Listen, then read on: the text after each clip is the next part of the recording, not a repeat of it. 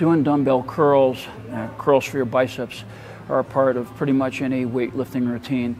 I like to do them on an incline bench because it allows me to rotate my prosthesis through a greater range of motion and get a better flex with my bicep.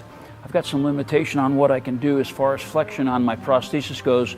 This just helps me, this particular weightlifting routine on an incline bench allows me to enhance the range of motion that I can bring the weight through. Remember to keep your core tight, hang my arm straight down, and bring into a curl like that.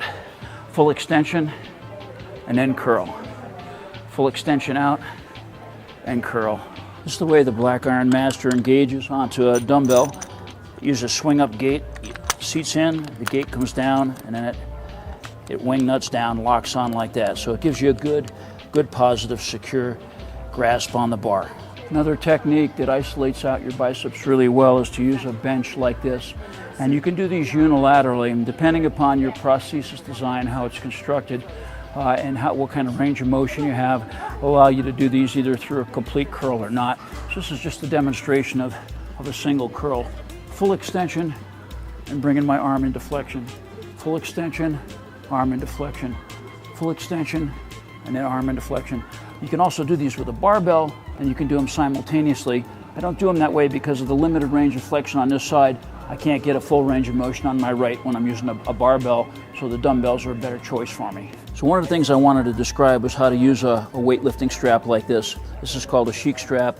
The advantage to this one is it's got a little rubber component to it here that allows you to capture the bar. So when I grasp the bar, I wrap it around like that, and I can actually cinch the strap so that it's captured behind the volar surface of my palm. So when I hold it up, I'm hardly having to use any force at all to hold up that dumbbell.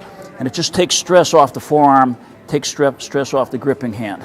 This is our Black Iron Lite, which is the newest of our weightlifting terminal devices. It's molded out of polyurethane. It engages the dumbbells a little bit differently than our other devices. It's designed for only lightweight dumbbell work, 10 pounds or so. Uses a strap, simply cinches around, and then I can lever down and lock on using that strap like that. Another thing I like to do with dumbbells is a warm-up exercise, but it's good for both your warming up your shoulder joints. Also, it can stimulate both your biceps and your triceps, so it works antagonistic muscles. And it's simply locking your core together here and using dumbbells and doing a very smooth, easy swing. So I'm going to full extension, shoulder height in front, and I'm extending out in the back, and I'm locking out my triceps slightly as I finish the exercise. I'll do it on the side here, same kind of a thing. Start to swing, nice smooth swing, locking out in the front, locking out in the back.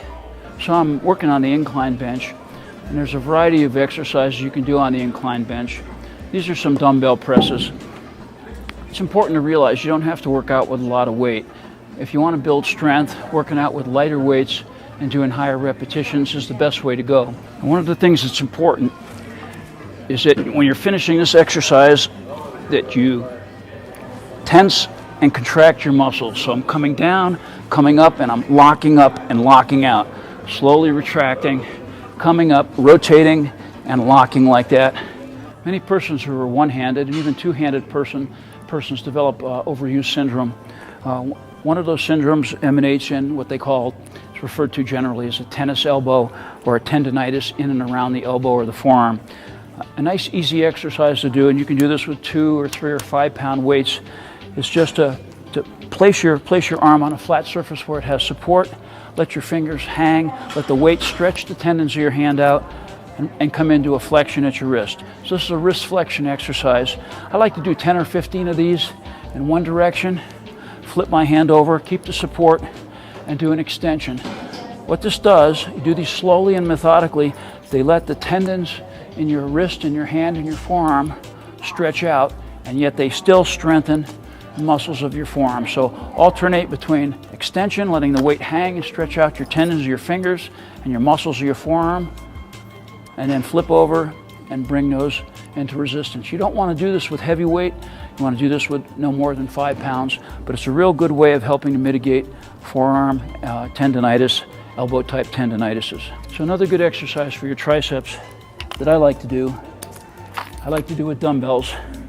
So I'm going to go ahead and engage these 30 pounders here. Do these with as comfortable and as light a weight as you like. You bend over at the waist, you lock your elbows out, and you're doing a triceps and arm extension to the back. This particular exercise seems to really isolate out the triceps, yet the prosthesis itself remains stable. This particular exercise is good for your delts. I try to do these pretty regularly, a couple times a week. Anytime you're doing an exercise like this, you want to be relatively precise with it. You don't want to do these exercises fast. You want to do them slowly, methodically. Simply, I'm going to bend over and I'm going to lift out. I'm going to lift out and I'm going to come down. I'm not going to drop my arms. I'm going to let them come down slowly. So I'm working primarily my back muscles with an exercise like this. Another exercise that I like to work into my routine on a weekly basis, usually once or twice a week, is to do shoulder shrugs. Shoulder shrug really improves the strength of your trapezius muscles. I'm working out with 35-pound weights here. These are not that heavy. This is one of the areas where the chic strap plays a big role because it helps take the load of that heavier weight off my arm. So I'm not having to grasp that weight hardly at all. I'm taking the load on my forearm for the most part. When you do a shoulder shrug, you don't want to use your triceps, you don't want to use your arms. You want to isolate just your shoulders. So you're doing the exercise like this. As opposed to rounding shoulders, most people prefer, they tell you, do the shoulder shrug straight up and down and do it just with the use of the muscles, using your trapezius muscles primarily. So shoulder shrug just like this. Full extension, stretch them out, pull them up, stretch them out, pull them up, and relax. This exercise is a really good one for people who want to strengthen their rotator cuff area. For people who have weak rotator cuffs, you don't have to do them with weights as heavy as 10 pounds. Start at 4 or 5 pounds, lighter weights. But this is a good exercise. So you set your arms down, lock your scapula down, and then you're lifting in kind of a Y over and above your shoulders like this.